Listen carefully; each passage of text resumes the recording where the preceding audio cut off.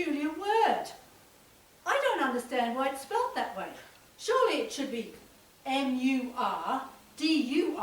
murder. Or even M-E-R-D-E-R. Both syllables sound exactly the same, but they're spelt differently. I just don't understand it. But that's the English language for you, I suppose. Another one of its little foibles. It's like cough and bow. Exactly. I had asked Jack about it, but as usual, he said I was wrong, called it an unkindness. What would he know?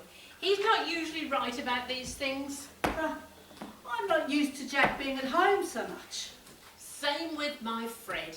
It's driving me to distraction. He keeps buying all sorts of things off the internet. I never know what's going to arrive next.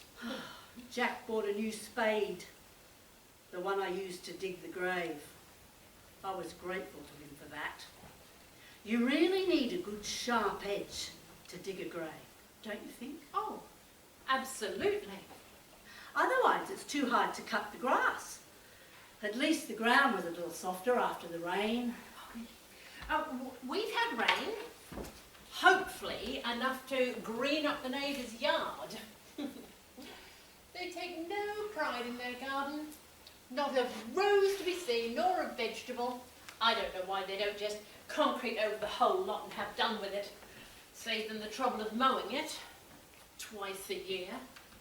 Not like my garden, my pride and joy. I so love watching the flowers bloom. And is there anything more fulfilling than picking your own radishes? It's better than sex. Not that I remember sex. Neither do I.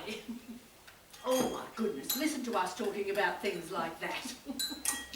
We're so naughty, Iris, we really are. Anyway, where was I? Oh yes, the grave. It had to be deep. I didn't want the cat dragging in decomposing remains into the house. It would make everything stink. Oh, it's like our father used to say, if you're going to do a job, you must do it right. Indeed. Isolation does funny things to people.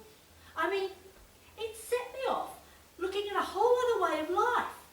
Jack and I never thought much about pets, but I wanted something else to talk to, something that wasn't going to argue back or whinge at me every 5 minutes. So I rescued a cat. You did?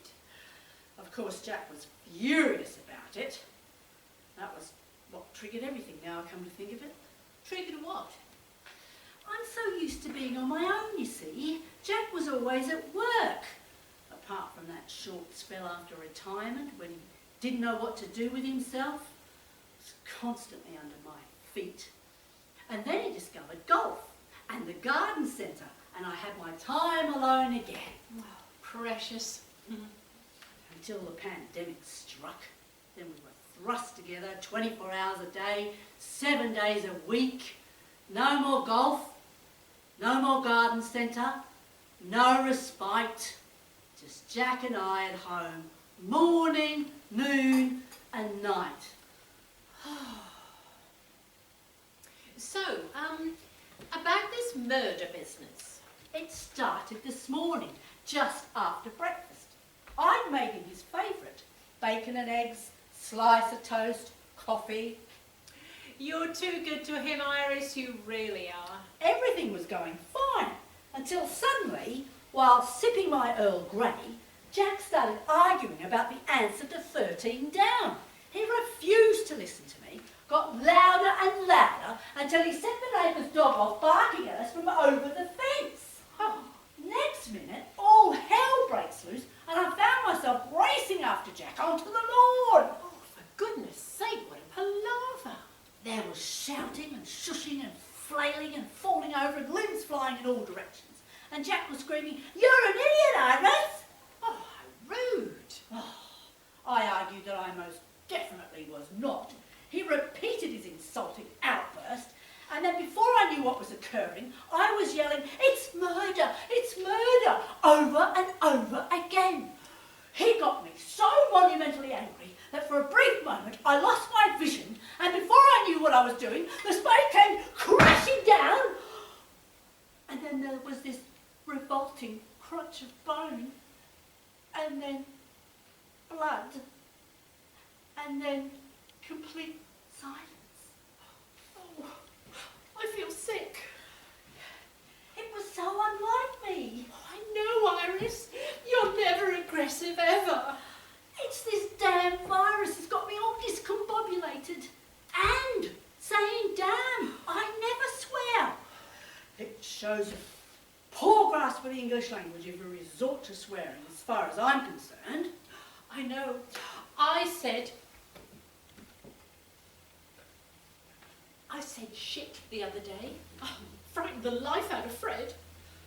So there I was, alone in the garden, apart from the cat and the corpse.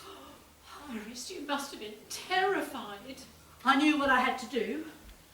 I had to dig a grave and get rid of that disgusting thing so I never would have to look at it or think about what I had done ever again. And could you? Could I detach myself from what I had just done? Turns out I could. I took Jack's brand new spade out of the shed, dug the grave, buried the body. It's done. Iris, you're so brave. Well, Jack wouldn't do it, would he? He ran off, the coward. Jack? Oh.